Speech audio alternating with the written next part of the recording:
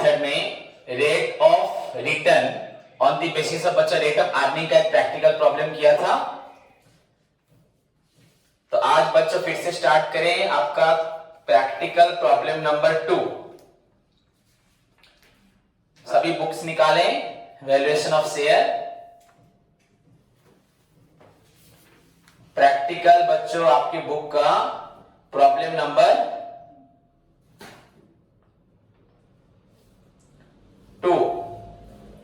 Clear? So open your book बच्चों। एक बार दिखाओ कुछ नया बुक किसका है।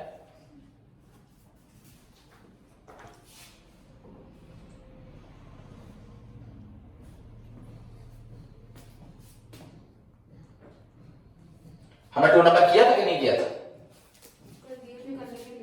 दिया था करने के लिए ना, किया तो लोगों ने किया, कर चुके हो। आंसर निकला 9 पॉइंट निकल गया तो फिर क्यों करेंगे लो। ठीक है, तो हो गया बच्चों, तो फिर क्यों करेंगे? तो बोलो ना सर हो गया। तो देखो अब और एक एग्जांपल बनाना बच्चा जहां पे आपको प्रीफरेंस या डिविडेंड का वैल्यूएशन करना हो। किसका? प्रीफरेंस या डिविडेंड का। सो लेट्स सी बच्चों आपका एग्जांपल नंबर मेरी बुक में 5 है, आपकी बुक में देख लो। Valuation of preference share and equity shares by rate of dividend. बच्चों कल हमने रेट ऑफ रिटर्न किया था ना, आज रेट ऑफ। बच्चा आपका आंसर पहला सॉल्यूशन में लिखा है 133.33 आंसर है 133.33। सभी मैच कर लें। मेरा ये 133.33। सो ओके देखो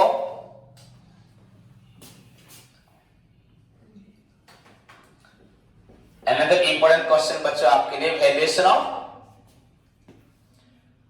यहां पे हमें करना है valuation of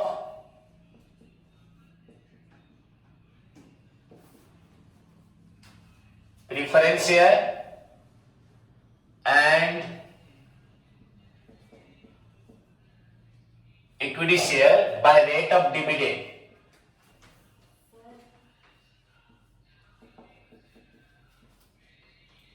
By rate of dividend.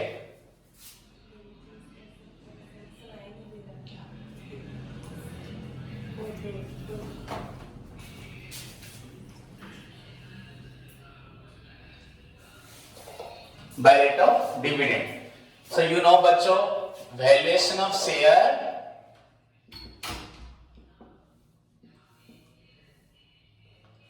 हुआ by rate of dividend method में बच्चों क्या फॉर्मूला आपका? Possible rate of dividend divide by normal rate of dividend. Okay, and उसके बाद इंटू 100 होगा इंटू पेड ऑफ। वो तो पॉसिबल रेट ऑफ डिविडेंड निकालने के लिए इंटू 100 करते हैं। Paid of value of. अगर प्रीफरेंस शेयर करेंगे तो प्रीफरेंस शेयर दोगे एंड इक्विटी शेयर करोगे तो इक्विटी शेयर होगा। ओके, तो हम पहले क्या करेंगे? प्रीफरेंस शेयर ही करेंगे। तो सभी ध्यान से देखिए, पहले क्वेश्चन पढ़ते हैं। ठीक है, देखो मैंने ऊपर लिख दिया डिविडेंड मेथड हम जैसे कि पढ़ रहे हैं इसलिए डिविडेंड के लिख दिया। यहां पॉसिबल रेट ऑफ डिविडेंड कैसे निकलेगा? आपका प्रॉफिट अवेलेबल बाय बच्चों टोटल आपका पेड अप कैपिटल इनटू 100। उससे क्या निकलेगा? Possible rate of dividend. And question में हमेशा मैंने बोला था normal rate of dividend and paid up value of share, ये क्वेश्चन में ऑलरेडी गिवन होगा। So valuation of preference share and equity shares by rate of dividend. The share capital of XY Limited consists of 10,000 equity shares of ₹100 each. बच्चों कितने equity shares हैं? 10,000। तो regular ध्यान से देख लो 10,000 आपके पास है इक्विटी शेयर इनटू बच्चों @100। ओके, ₹50 पेड अप है बच्चों। क्या है? 50 पेड मतलब 100 होने के बाद ही बच्चों 50 क्या है? पेड अप है 50, देन उसके बाद 2500 प्रीफरेंस शेयर है, वो भी क्यूमुलेटिव प्रीफरेंस शेयर है, मतलब उनको डिविडेंड मिलेगा ना ऑफ ₹100, क्या 100, तो ये हमारे दो शेयर्स है। Clear. The balance sheet of XY limited shows that assets बच्चे एक्सक्लूडिंग ऑफ गुडविल बच्चों की, तो मतलब गुडविल की भी यहां जरूरत होगी शायद। एसेट्स आपके पास है एक्सक्लूडिंग बच्चों आपका गुडविल छोड़ के ₹15 लाख आपका एसेट्स है 15 लाख, लायबिलिटीज बच्चों 4 लाख,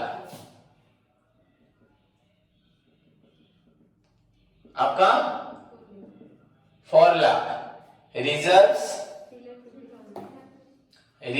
आपके पास है ₹3 लाख जो पहले का है। ये सारा इंफॉर्मेशन यहां क्यों दिया है हमें, तो एक्चुअली क्वेश्चन में है क्या, रेट ऑफ डिविडेंड, पर ये इंफॉर्मेशन लगभग हमें कहां चाहिए होता है बच्चों, बोलो, ये इंफॉर्मेशन यूजुअली हमें कहां चाहिए होता है,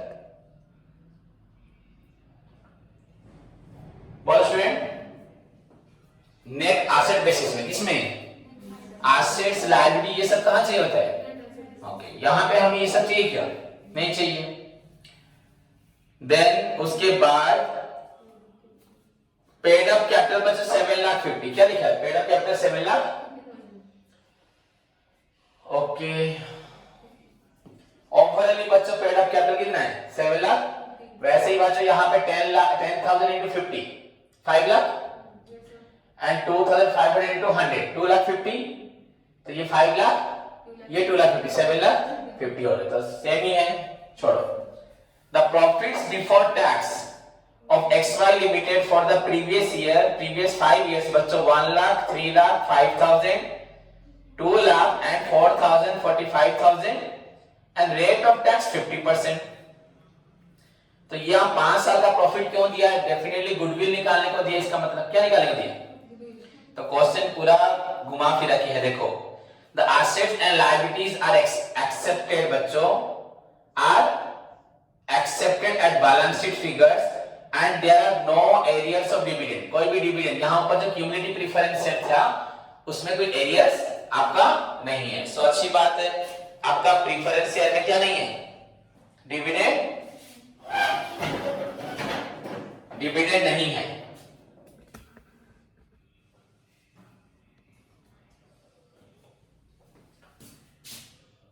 So there is no areas of preference share dividend. उसके बाद देखो next,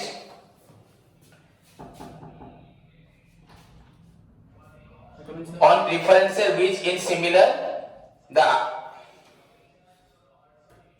on preference share which in similar बच्चों business yield return of 6% under current market condition. Preference share आपको कितना रिटर्न दे रहा है, क्या दे रहा है 6% ना, तो नॉर्मल रेट ऑफ रिटर्न कितना है बच्चों, नॉर्मल रेट ऑफ रिटर्न 6%। सभी स्टूडेंट ध्यान से सुने मेरी बात को बच्चों, क्वेश्चन पूरी तरह से घुमा फिरा के है पर कोई प्रॉब्लम नहीं, यहां पे जो भी हो हमें पहले करना क्या है, valuation of preference share then equity share. तो पहले हम एक बात को लेकर चलते हैं, वैल्यूएशन ऑफ प्रीफरेंस शेयर, किसको लेकर चलते हैं, वैल्यूएशन ऑफ, हाँ, तो बच्चों जहां तक प्रीफरेंस शेयर का सवाल है, अगर मैं यहां पे लिखता हूं वैल्यूएशन ऑफ बच्चों शेयर, यहां पे अगर मैं प्रीफरेंस शेयर मेंशन करता हूं तो पॉसिबल रेट ऑफ डिविडेंड किसका, of preference share by normal rate of dividend of preference share into paid of value of preference share, ये मेंशन ये करना है हमें, एक तो पॉसिबल रेट ऑफ डिविडेंड और एक क्या होगा normal rate of dividend into बच्चों paid of value of preference share. तो यहां पे पॉसिबल रेट ऑफ डिविडेंड बच्चा इस साल आपका तो you know it very well कि प्रीफरेंस शेयर को तो डिविडेंड ऑलरेडी फिक्स्ड होता है, इसमें फिर पॉसिबल क्या है, इस साल अगर प्रॉफिट होगा, इस साल प्रॉफिट हुआ है कि नहीं, देखो लास्ट ईयर 4,45,000 है, मेरी बात को सुनो सभी, क्वेश्चन पढ़ के नहीं समझे, पर अभी जो बोल रहा हूं सुनो। इस साल प्रॉफिट है 4,45,000। ओके, आपका जो प्रीफरेंस शेयर था 2500, ये क्या था? क्यूमुलेटिव था ना, 8% क्या था इसमें? डिविडेंड। तो प्रीफरेंस शेयर का डिविडेंड निकाला जाता है क्या? मतलब कैलकुलेट होके जो भी होगा उनका तो फिक्स है ना।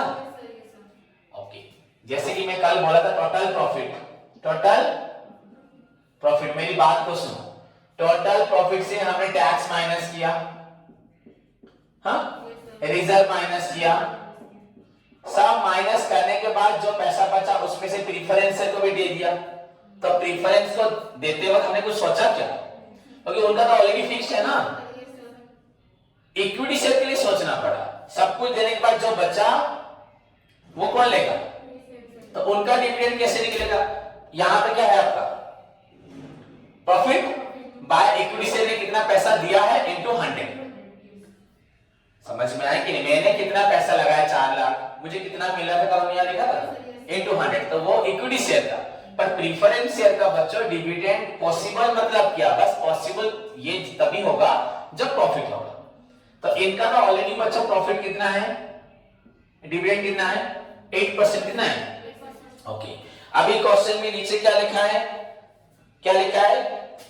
The assets and liabilities are बच्चों accepted at balance sheet figures and there are no arrears of dividends or preference share which in similar business yield a return of 6%। वैसे ही बिजनेस में प्रीफरेंस शेयर को 6% क्या मिलता है? से कोई एक बड़ा बिजनेस से प्रीफरेंस शेयर कहते हैं इनकम बाबूजी 6%। तो इस साल का बच्चा नॉर्मल रिटर्न क्या हो गया आपका? 6% हो गया। समझ में आया कि नहीं आया? कि नहीं आया? इनटू बच्चों paid up value of preference share, what is the paid up value of preference share into 100। मैंने मेरी बात को सुनो ध्यान से। व्हाइल कैलकुलेशन ऑफ बच्चों वैल्यूएशन ऑफ इक्विटी शेयर, हाँ मैंने हमेशा बोला ये भी क्वेश्चन में होता है, ये भी होता है, बस ये नहीं होता। ये किसके लिए नहीं होता? फॉर इक्विटी शेयर के लिए। किसके लिए? बिकॉज कंपनी का प्रॉफिट ज्यादा हो या कंपनी का प्रॉफिट कम हो, आपका प्रीफरेंस शेयर को ऑलरेडी जो डिसाइड किया गया उतना ही मिलेगा। हाँ, पर इक्विटी को कितना मिलेगा वो कभी भी पहले से प्रीडिटरमाइंड हो नहीं सकता। तो उसके लिए हमें कितना प्रॉफिट है, कितना टैक्स देना है, कितना रिजर्व करना है, कितना प्रीफरेंस शेयर को देना है, सबको देने के बाद जो प्रॉफिट बचा by equity share paid up कितना इनटू 100 करने से ये वाला परसेंटेज निकलता है 8% या 9%, ये जो भी निकलेगा इसका इक्विटी शेयर का। बट प्रीफरेंस शेयर तो ऑलरेडी बच्चा डिसाइडेड है, सो देयर पर उनको बस ये देखना है कि इस साल प्रॉफिट हुआ है कि नहीं, इस साल प्रॉफिट है कि नहीं है। सो 8% possible rate of dividend by बच्चा 6% normal rate of dividend into आपका पेड अप वैल्यू शेयर कितना है 100। तो हो गया आंसर हमारा। तो ये क्या हुआ हमारा 800 बाय 6। तो काट दो बच्चे इसको, 6 1 जा 6, 2 0 6 3 जा 18, 2 0 6 3 जा 18, हुआ कि नहीं हो रहा?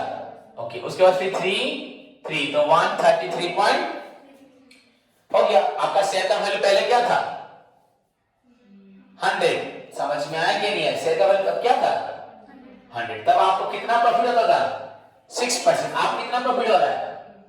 तो डेफिनेटली आज आपका वैल्यू कितना हो गया 133.33। तो ये हो गया 133.33 पर शेयर हो गया। किसका आंसर हुआ ये? Preference share. किसका हुआ? तो क्वेश्चन पढ़ते ही बच्चों आंसर पहले निकल जा रहा है, निकल रहा है कि नहीं निकल रहा? ओके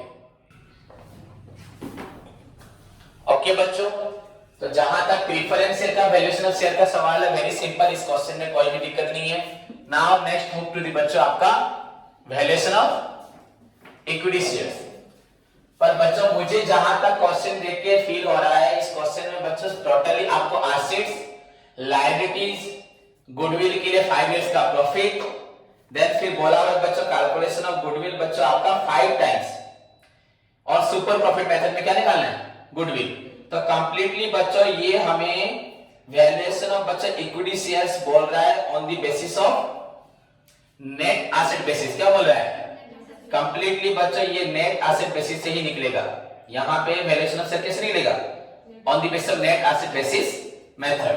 तो इस मेथड में नहीं होगा यहाँ। सो फार एज बच्चों इंफॉर्मेशन जिस तरह का प्रेजेंट है वो रिप्रेजेंट कर रहा है कि आपका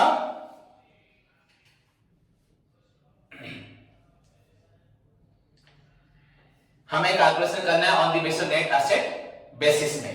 सो ये तो इंफॉर्मेशन जो भी था हमारे पास, छोड़ो। अब देखो ध्यान से, यहां मैं क्या लिख रहा हूं, valuation of equity shares of XY था ना, XY लिमिटेड। बच्चों by which method, by net asset basis method, NAB method. Okay, net asset basis method.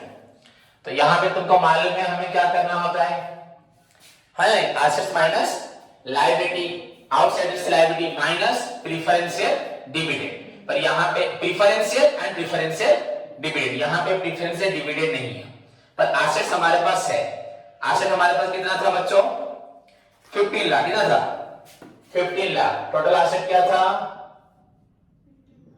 But इसमें क्या था, एक्सक्लूडिंग गुडविल, गुडविल छोड़ के बच कितना था, 50 लाख। तो डेफिनेटली गुडविल आपको निकालना पड़ेगा। ओके, तो ऐड क्या होगा, क्वेश्चन वही आपको रिप्रेजेंट कर रहा है, गुडविल निकालना पड़ेगा। तो हाउ टू कैलकुलेट बच्चों गुडविल, गुडविल कौन से मेथड में निकालना है, देखो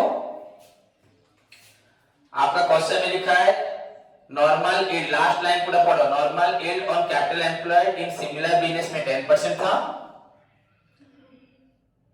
ओके, एंड गुडविल बच्चों आपका था is valued at 5 times of the purchase price of the super profit. तो हमें गुडविल किस मेथड में निकालना है, सुपर प्रॉफिट। तो अगेन हमें इसको स्टॉप कर दो, वर्किंग नोट में क्या करना है, वैल्यूएशन ऑफ क्या लिखेंगे, goodwill under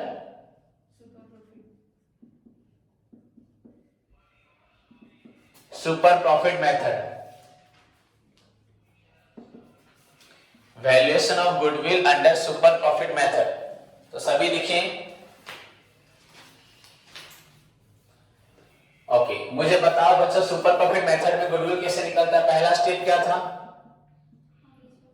average profit, good, average profit. Second step क्या था, एमएफ प्रॉफिट। अगर एडजस्टमेंट होगा, हमने क्वेश्चन तो पढ़ा है, नॉन रिकरिंग इनकम नहीं है, नॉन रिकरिंग एक्सपेंसेस भी नहीं है, रेम्युनरेशन भी नहीं है, तो यहां एवरेज प्रॉफिट नहीं होगा। क्या निकलेगा थर्ड पॉइंट, थर्ड क्या निकलेगा, याद है ना, good super profit is the excess of average profit over the. तो नॉर्मल प्रॉफिट कैसे निकलता है, कैपिटल एम्प्लॉयड ना into R by 100, capital employed बच्चों into R by 100। Okay, capital employed का मतलब क्या मालूम है सबको, इसे और क्या बोलते हैं, कैपिटल एम्प्लॉयड और क्या बोलते हैं, इसको और क्या बोलते हैं बच्चों, कैपिटल एम्प्लॉयड और, याद करो, और नेट टैंजिबल है, intangible, tangible asset, net tangible asset बच्चों। तो हमारे पास एसेट्स कितना है, नेट टैंजिबल एसेट है नहीं, ये कैसे निकालते हैं, टोटल एसेट्स टैंजिबल, मतलब गुडविल नहीं लेंगे, क्या नहीं लेंगे, गुडविल नहीं होगा, टोटल एसेट्स माइनस क्या होगा, आउटसाइडर्स। देखो सभी क्वेश्चंस पूरे जुड़े हैं, मिले जुड़े हैं। तो capital employed into R by 100, capital employed और क्या बोलते हैं, नेट टैंजिबल एसेट। ये कैसे निकलता है, टोटल एसेट्स माइनस आउटसाइडर्स। तो आपका टोटल एसेट्स क्या है, 15 लाख माइनस बच्चों आउटसाइडर्स लायबिलिटी क्या है, 4 लाख। क्या है, वहां मैंने लिखा भी था ना लायबिलिटी 4 लाख, तो 4 लाख वो आपका लायबिलिटीज इज इक्वल टू क्या निकला आपका 11 लाख। क्या निकला, ये हुआ आपका कैपिटल एम्प्लॉयड हो गया। तो यहां लिखा कैपिटल एम्प्लॉयड कितना हुआ, इनटू रेट बच्चों, नॉर्मल रेट ऑफ रिटर्न कितना है क्वेश्चन में, 10%। क्या नॉर्मल एड ऑन कैपिटल कितना है 10%, तो 10 बाय 100, तो 20 कैंसर, दिस इज 1,10,000, क्या निकला, कहां से निकला, नॉर्मल प्रॉफिट, क्या निकला बच्चा, नॉर्मल प्रॉफिट का मतलब जानते कि नहीं जानते बच्चा, नॉर्मल प्रॉफिट का मतलब मैंने इन्वेस्ट कितना किया 11 लाख, मुझे कितना मिलेगा 10%, हो गया 1,10,000। बट एवरेज प्रॉफिट कैसे निकलेगा, total profit by number of years, तो टोटल प्रॉफिट अभी यहां फॉर्मूला नहीं लिख रहा, total profit by number of years, total profit कितना है देखो, फर्स्ट ईयर का 1 लाख, फिर 3 लाख, देन 2 लाख, देन 4,45,000। देखो ध्यान से भी मैंने जो लिखा, फर्स्ट ईयर क्या है, क्या है फर्स्ट ईयर बोलो बच्चा, फर्स्ट ईयर क्या है आपका 1 lakh, okay, second year, third year 5,000, fourth year, fifth year बच्चों डिवाइडेड बाय 5 होगा। मैंने यहां पे थर्ड ईयर प्रॉफिट क्या है 5,000 काउंट नहीं किया, काउंट किया क्या मैंने यहां 5,000 लिखा क्या, ओके, लॉस होता तो लिखता जरूर, पर मैंने लिखा कि यहां पे नहीं लिखा, डिवाइडेड बाय क्या किया 5 भी नहीं किया। अब बच्चों मन में आएगा सर आपने ये जो थर्ड ईयर प्रॉफिट को क्यों नहीं लिया, हु कैन से, कोई बोल सकता है मैंने थर्ड ईयर प्रॉफिट को क्यों नहीं लिया, ये दिमाग यूज करने वाली बात है बच्चों। यहां मैं क्या निकाल रहा हूं, क्या पढ़ रहे हैं अभी हम लोग,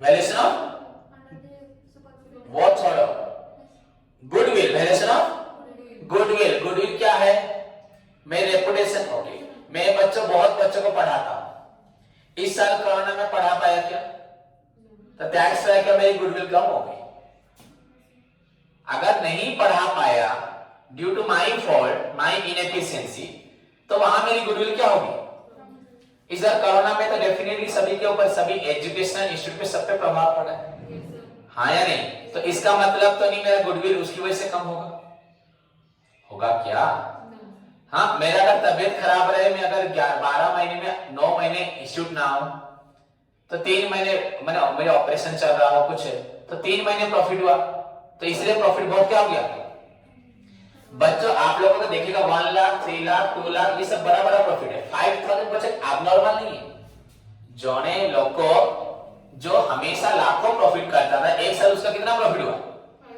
सो definitely there is some reason होगा, इतना कम प्रॉफिट क्यों हुआ, ये एबनॉर्मल प्रॉफिट है क्या है, ऐसा फील नहीं होगा, हाँ या नहीं, ऐसे हर साल अगर मैं 20-25 लाख इनकम करूं, एक साल अगर 5-6 लाख इनकम करूं, तो कुछ रीजन होगा कि नहीं होगा, ऐसा कैसे हो गया, तो डेफिनेटली क्या हुआ, वो भी बीच में अगले साल तो फिर बढ़ गया, तो कहीं ना कहीं कुछ अलग है, तो बच्चा अगर लेकिन इस 5,000 को यहां पुट कर दूंगा एंड डिवाइडेड बाय 5 करूंगा, मेरा गुडविल क्या हो जाएगा, कम हो जाएगा, ये 5,000 मेरा गुडविल क्या करेगा, कम कर देगा, समझे कि नहीं समझे, तो बोला सर आपको कैसे मालूम पड़ा ये उस साल कुछ प्रॉब्लम होगा, जरूर मालूम पड़े, यहाँ सभी जगह लाखों में है, यहाँ 5,000 है, तो डेफिनेटली उस साल कुछ प्रॉब्लम हुआ होगा, नॉट उसकी एफिशिएंसी के चलते नहीं, ऐसा होगा अगले साल फिर 2 लाख 4 लाख नहीं हो जाता, तो उस प्रॉफिट को कंसीडर नहीं करना है, तो टोटल प्रॉफिट आपका कितना हुआ 31426 फॉर 10,45,000, क्या हुआ 10,45,000 बाय क्या हुआ 4 इज इक्वल टू क्या हो रहा है बच्चों, 4 2 जा 8, 4 6 जा 24, 4 1 जा 4, 4 2 जा 8, 4 5 जा 20, 0 बच्चों आपका हुआ 2,61,250, ओके, समझ में आया, तो देखो मैंने सीरियली मेरा हो भी गया है, हो गया कि नहीं हुआ, थर्ड पॉइंट हमें क्या निकालना है यहाँ पे बच्चों, हमारे पास निकल गया एवरेज प्रॉफिट, हमारे पास निकल गया नॉर्मल प्रॉफिट। उसके बाद हमें क्या निकालना होता है? Super profit. क्या सुपर प्रॉफिट कैसे निकलेगा? Average profit minus normal profit is equal to, direct यहां तो है ना 2,61,000, ये था आपका एवरेज प्रॉफिट, नॉर्मल था 1,10,000, तो माइनस करने से क्या होगा? 1,51,250, 1,51,000 बच कितना हुआ?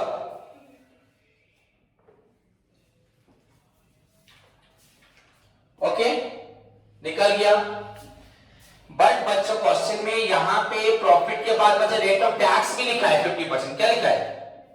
तो हमने उसको ध्यान तो नहीं दिया। रुको एक मिनट, लिखो मत बच्चों। प्रॉफिट के बाद टैक्स कितना है? देखो प्रॉफिट के बाद टैक्स भी है बच्चों।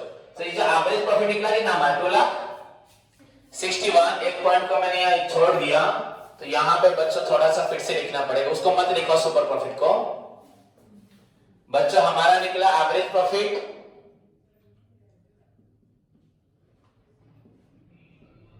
2,61,250।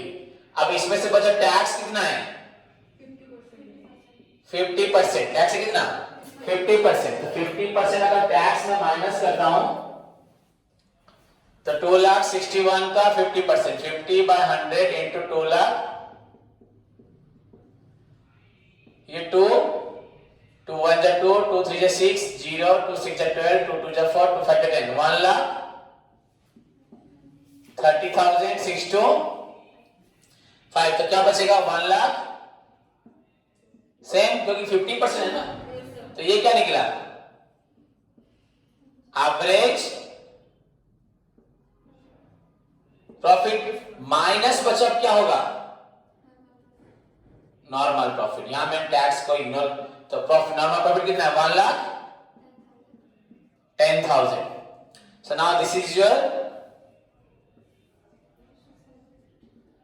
सुपर इक्वल क्या निकला? 20,625। तो इस लाइन को नहीं फॉलो करना। 20,000 हो गया। उसके बाद हमें क्या करना है? फाइनली फोर्थ पॉइंट क्या है हमारा? ये हमारा थर्ड पॉइंट ना, super profit. Next fourth point बच्चों क्या है? Goodwill. Goodwill is equal to super profit into number of years purchase. तो गुडविल इज इक्वल टू कितने साल का निकालना है? 5 टाइम्स। क्या goodwill is equal to super profit into number of years purchase. तो सुपर प्रॉफिट कितना है? रुपीज इंटू इसको बच्चों क्या हमारा है? देखो मल्टीप्लाई करो सभी स्टूडेंट्स, कितना हमारा है? देखो 5 5 25, 5 carry 2, 5 to 10 to 12, 2 carry 1, 5 6 30, 31, 31 5 to 10, 1,03,125, 1,03,125। So this is your बच्चों आपका हुआ गुडविल। क्लियर? उसके बाद नेक्स्ट क्या करोगे? इसे इरेज कर रहा हूं। हम लोग कौन से मेथड में निकालेंगे वैल्यूएशन ऑफ शेयर अगेन? यहां पे किस मेथड में निकालेंगे? हाँ बच्चों कौन सा मेथड होगा? Net asset basis method. तो गुडविल बच्चों 15 लाख, आपका एसेट था 15 लाख, गुडविल क्या निकला? 1,03,125। तो 16,03,125 ये क्या निकला? Total asset. तो आपका टोटल एसेट हुआ कितना? 16,0125। ओके, अब हमें क्या करना है? Minus liabilities. लायबिलिटी बच्चा कितना था हमारा? 4 लाख था ना, तो 4 लाख हो गया। तो ये निकला आपका 12,03,125 हो गया। So this is your net asset. क्या निकला? Net asset but before preference share. क्या इस एसेट में से प्रीफरेंस शेयर का पैसा कटेगा, उसका डिविडेंड कटेगा। डिविडेंड क्वेश्चन में है क्या? डिविडेंड क्वेश्चन में है था ना 8%, बट नीचे क्या लिखा था? There are no arrears of dividend. कोई डिविडेंड बाकी नहीं, किसी को डिविडेंड देना नहीं है। तो बस सिर्फ प्रीफरेंस शेयर को कैपिटल मिलेगा। कितना कैपिटल मिलेगा? Less preference share. Net asset basis याद करो, इतना पैसा जो बचा ये पैसा कौन लेगा? Preference share, equity share. तो पहले कौन लेगा? हाँ, जो बचेगा। हाँ, तो प्रीफरेंस शेयर का हिस्सा कितना हो गया? 2000। कितना शेयर था? 2500 शेयर इंटू रुपीस क्या था बच्चों? 100 फुली पेड अप। सो 2,50,000 2 लाख।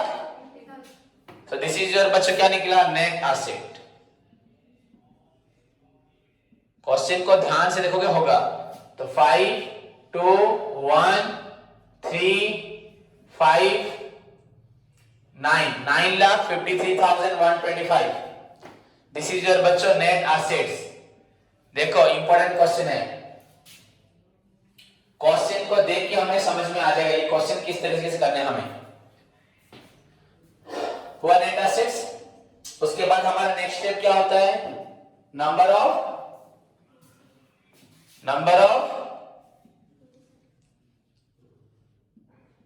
इक्विटी शेयर्स कितने हैं हमारे पास?